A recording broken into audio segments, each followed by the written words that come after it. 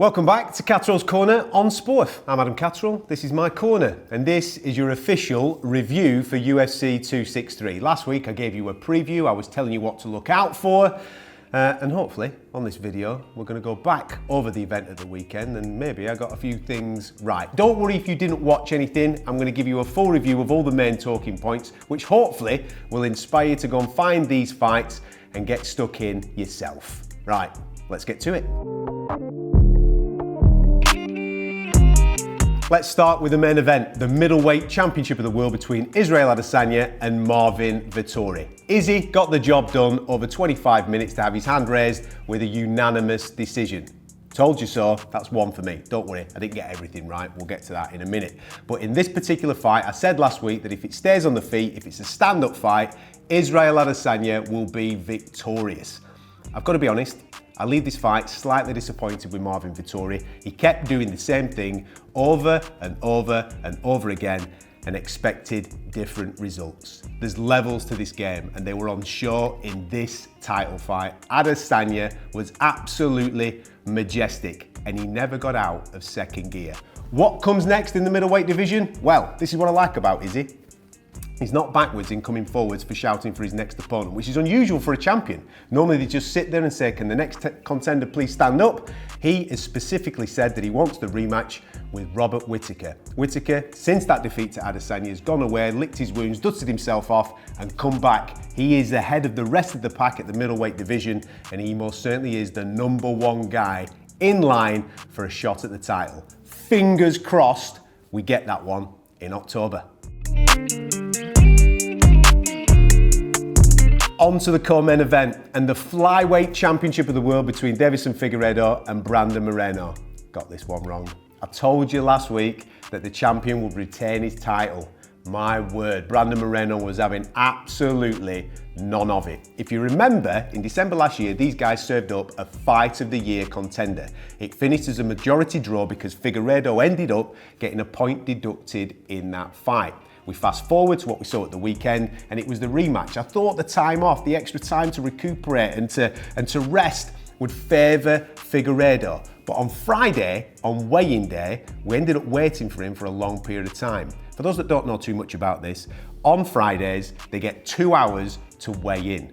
Most fighters who are on weight come in the first half an hour of that 2 hour allotted time. They can go off to the breakfast buffet and rehydrate and get themselves ready for fight night. Figueiredo, we were waiting for him for the full 2 hours. He's had weight trouble before at flyweight and he came in the very last minute. Granted, he hit the button of 125 pounds, but did that take anything out of him leading into fight night? I don't want to stress too much on that particular point because Brandon Moreno was absolutely majestic. Didn't just beat Figueiredo in the stand-up by putting him on his backside with a stiff left hand, he also beat him in the grappling exchanges. What a wonderful way to be crowned the first ever UFC champion from Mexico. He's now also the youngest UFC champion on the current roster. Sensational performance from him, submitting DEIVESON Figueiredo. If you'd have asked me to put even £5 on that at the start of the fight, I'd have said you're absolutely deluded.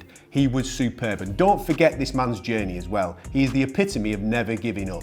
This is a lad that in his first 6 mixed martial arts fights, he only won 3 of them, losing the other 3. He was the last pick on the Ultimate Fighter out of 24 fighters. When he got to the UFC, he ended up getting cut after a couple of fights because they thought he wasn't good enough. He went away, dusted himself off, came back, and now look at him. You're never gonna forget that kid's name.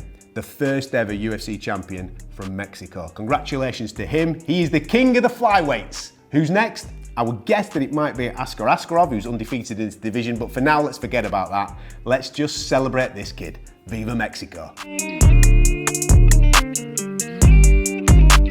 Right, let's get to it. The people's main event, Nate Diaz versus Leon Edwards. Leon Edwards wins the fight, unanimous decision. That should be the end of the story, shouldn't it? Well, it's not. For 24 minutes in this fight, Leon Edwards was majestic. He was putting on an absolute clinic. I told you on last week's show, watch out for those elbows. He will most certainly be lighting up Nate Diaz, and there was claret everywhere. Blood splattering out the side of Nate's head, blood splattering out the side of his face.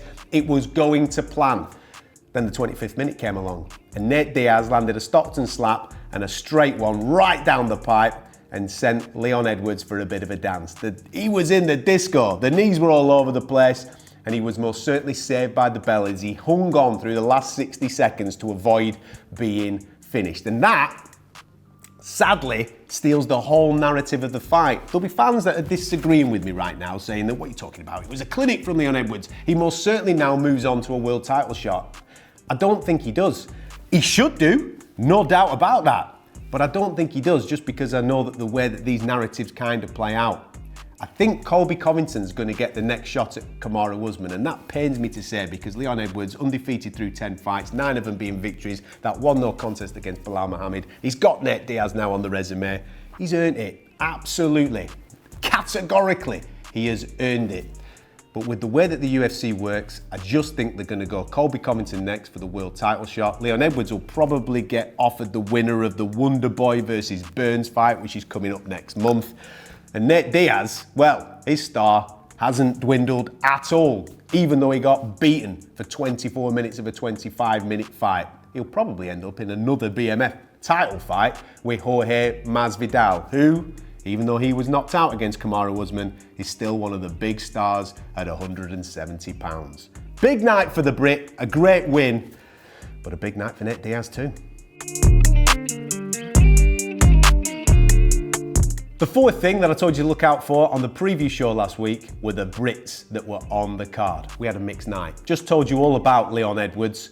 We had Joanne Calderwood on the prelims, who just narrowly missed out in a fight against Lauren Murphy. I personally thought that Jojo did enough to win that fight. She most certainly won the third round. Lauren Murphy most certainly won the second round. It all comes down to how you scored that first round. I've no problem whatsoever with the judges giving it to Lauren. Maybe it's my British bias thinking that Jojo did the business. She was very unlucky to lose out on a decision. Darren Stewart beaten by Eric Anders. No surprise there, really. I kind of tipped this going into last week's show. Again, it all came down to the third round, of which he kind of run out a little bit of gas, didn't he, Darren Stewart? Obviously stepping up to light heavyweight, maybe that was a problem, but Eric Anders picked him up, dumped him on his backside, got the job done in the third round, and had his arm raised. The star of the show for me, though, was the guy that kicked off the main card. The man from Scotland, who is rising up those light heavyweight ranks, Paul Craig. Wow, what a performance against the undefeated Jamahal Hill. Not only did he beat him in the first round, he literally ripped his arm clean off. Jamahal Hill's arms flopping all over the place. It's a dislocated elbow, but what a performance from the jiu-jitsu specialist that is Paul Craig. And for me now, most certainly has earned himself a shot at a top 5 contender. Can he go all the way? This division's all over the place, and he is on fire right now. So there you have it. That's UFC 263 in a nutshell. UFC 264 is next, headlined by Dustin Poirier versus Conor McGregor, Part 3. We all know what happened at the start of the year on Fight Island. How does this story end? I'll be giving you a full preview of that fight when we meet again next here on Sporf. Don't forget as well, the co-main event between Gilbert Burns and Stephen Wonderboy Thompson will have ramifications for our very own Leon Edwards in that welterweight division. It's set for an amazing night. It's also quite historic as well, because this is the first time that fans will be back in attendance in full in Las Vegas, Nevada, the fight capital of the world. Should be a cracker. I'll catch you next time on Sporf.